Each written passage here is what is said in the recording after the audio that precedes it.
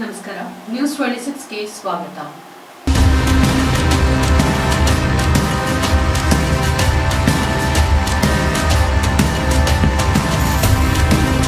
Murphy ತಂಡವು switch Mysuru marathon ಅನ್ನ ಉದ್ಘಾಟಿಸಿದ್ರು. Gandhi ಜಯಂತಿಯಂದು Murphy ತಂಡದ ನಟರಾದ ಪ್ರಭು ಮುಂಡೋಕರ್, ರೋಶನಿ ಪ್ರಕಾಶ್ ಮತ್ತು ಇಳಾ ವೀರಮಲ್ಲ ಅವರು ಸ್ವಚ್ಛ ಮೈಸೂರು ಅಭಿಯಾನದ ಸದ್ಭಾವನಾ ರಾಯಭಾರಿಗಳ ವಿಶೇಷ ಪಾತ್ರವನ್ನ ವಹಿಸಿಕೊಂಡ್ರು ಮತ್ತು ಮೈಸೂರು ಅರಮನೆಯ ಮುಂಭಾಗದಲ್ಲಿ ಸ್ವಚ್ಛ ಮೈಸೂರು ಮ್ಯಾರಥಾನ್ಗೆ ಚಾಲನೆಯನ್ನ ನೀಡಿದ್ರು. ಚಿತ್ರತಂಡವು ತಮ್ಮ ಚಿತ್ರದ ವಿವರಗಳನ್ನ ಹಂಚಿಕೊಂಡಿದೆ.